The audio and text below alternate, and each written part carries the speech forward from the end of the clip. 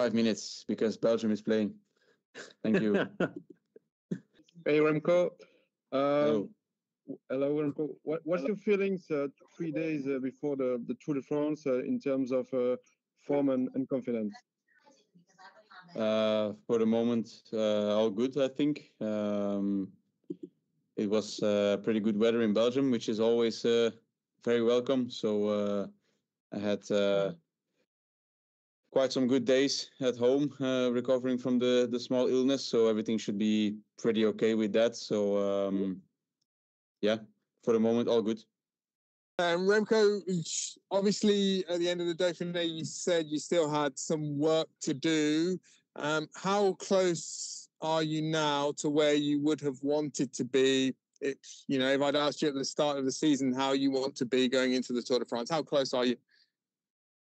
Yeah, at the start of the season, I would always have said that I didn't want to crash in Basque. So for sure there I had to put some steps back. But overall, I think I tried to push myself as much as possible on the altitude camp in terms of trainings, nutrition, just everything. I tried to improve everything in a positive way. So I think for now I need to be happy with what I did the past 2 weeks, 3 weeks. So I think I arrived in for what was the best shape possible, seeing from Dauphiné on. So yeah, I just try to push myself to the maximum every day, and I think yeah, on that side I don't have to blame myself for not training hard enough or not focusing enough. So I tried my best. Hello, Remco. There's been a lot of talk about you 4 top guys for the Tour de France. Who do you expect being on the highest level of you 4 guys going into this tour? I expect Tadej to be unreachable almost. So I think what he showed in the Giro was already super impressive, and knowing that he didn't have to go deep in the races almost to get the results will definitely not have tired him out to come here to the Tour. So I think Tadej will be the man to beat for this Tour de France.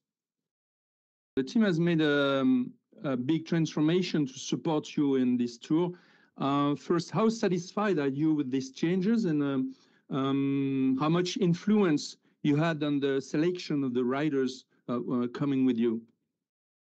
In terms of the selection, I think I am not having much influence. For sure, the coaches, the DSs, the doctors, they all have to look into the data, who is in the best shape for the moment, who is not ill, who is just performing well.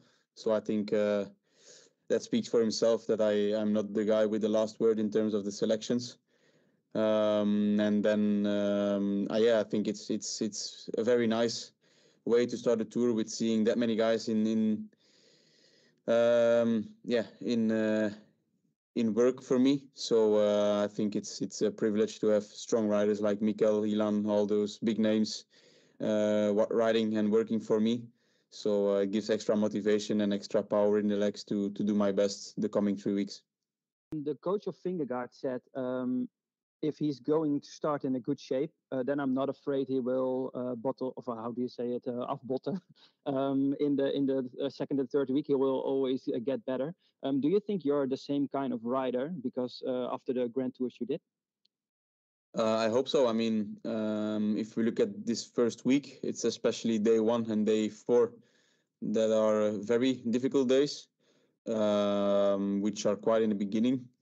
So that means that there will not a lot of fatigue in the body yet by that time. So I hope after that I can that I can use this first week to improve as well, still a little bit. So I think maybe I should hope for the same situation or for the same explanation that you just gave me about Jonas. So I think that would be good for me as well to still go into my peak towards the second weekend and the third week. So yeah, I think I hope it's going to be like that, but for sure it's always more easy to say than to really have it like that. I spoke to Casper Peterson yesterday, and he told me that he was very dedicated to support you this year. So I want to ask you, what does he mean for your tour? And also, will you miss Casper Asgreen and the team this year? Yeah, I think both Caspers are very strong riders. I think for sure the team always has to make decisions, and sometimes it's bigger decisions to leave somebody at home or not. But I think with the three rouleurs that we have here with Casper Peterson, Moscon, and Lampi, I think we have three very strong riders who can also survive some climbs. And I think Casper, his main task will be to help me in the flat days when I need to go for a pit stop, or when I have a mechanical or whatever. He's the guy to bring me back, to really ride with his nose in the wind for me. And we all know that he has the capabilities and the engine to do that. And he's also very flexible. I mean, he will never doubt any decision that I make. So I think Casper is a guy that I've been racing with in Paris-Nice and also Dauphiné, and everything was working very well. So I mean, then it's already an easier decision to take a guy like that to have that task for me. Remco, we are 3 days before your first Tour de France. How would you describe your excitement, and what are you looking forward the most? Honestly, for the moment, I feel quite relaxed, so no stress or anything that would bother me. I'm just looking forward to everything. Actually, it's a first time for something, so that's why I look forward to a bit of everything already, starting with the team presentation of tomorrow, and also just the start of day one, the first rest day also. So I mean, it's going to be quite an exciting exploring for me. So I think I'm looking forward to a bit of everything, and hopefully also that we will have good weather in the next 3 weeks. Well, I think for sure the Olympics are following up quite quickly, but luckily the travel from Nice to Paris is not that long. It's not like Paris, Tokyo, for example. So I think after the tour, if I will have to go all out till the last day, I think in a few days I will be recovered. Like I said, the travel is not that long, so some easier days at home or straight away in Paris will do me very good, and it will just be important to not become sick, to not lose the shape, and just stay busy on the bike, keep the legs rolling.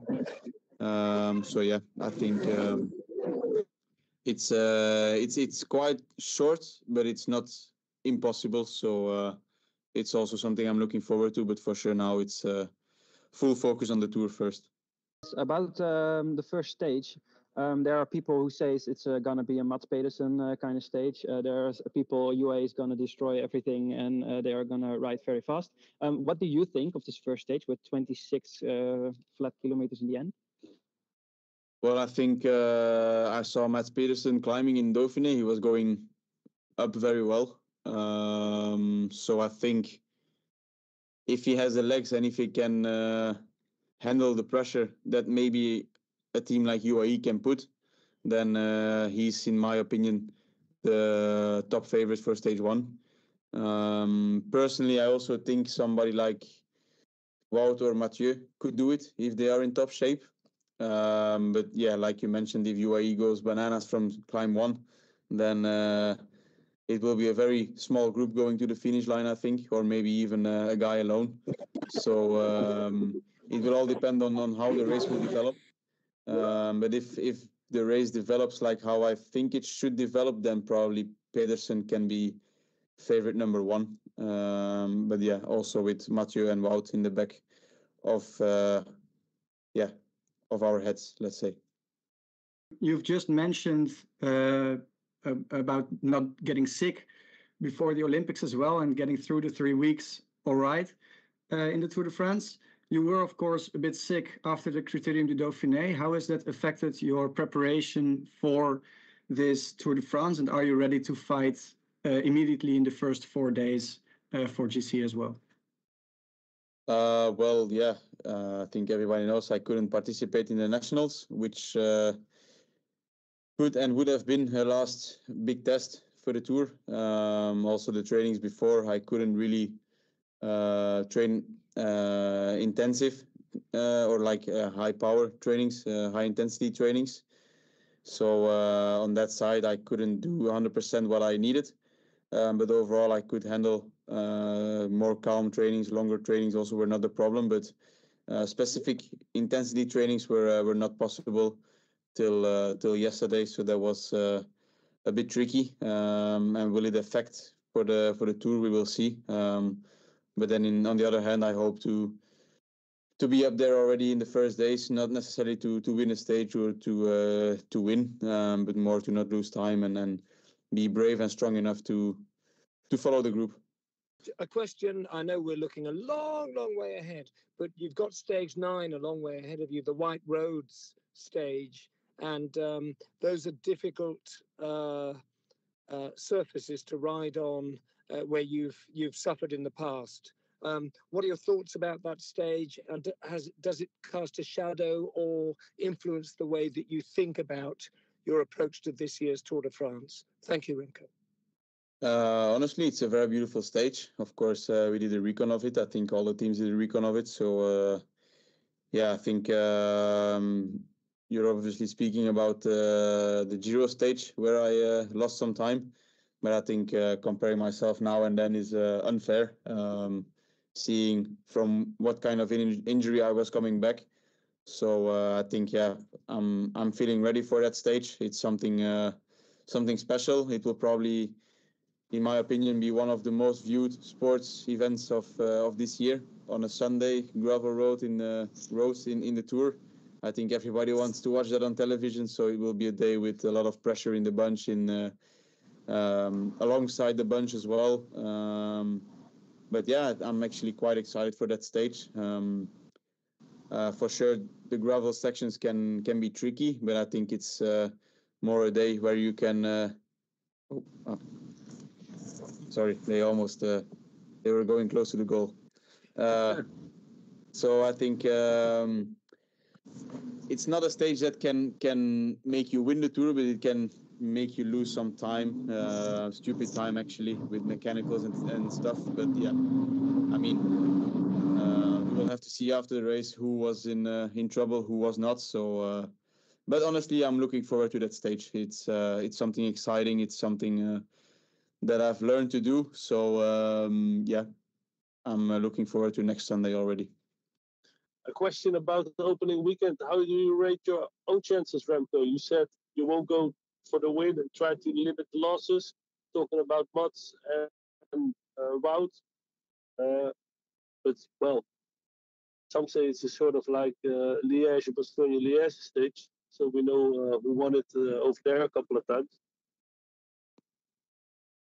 Yes, I agree. It's a very hard stage. But the thing is, it's small 30 kilometers of downhill and flat part towards the finish line. So I think for me, the only way to win it is in going solo. So I think on the first day of the Tour, it's not really smart to do that, especially with some GC ambitions in the back of my head. So I think if there is any possibility to win, for sure, I will not leave it on the side, but I will not give myself 30 kilometers all out on my own to try and take that stage win.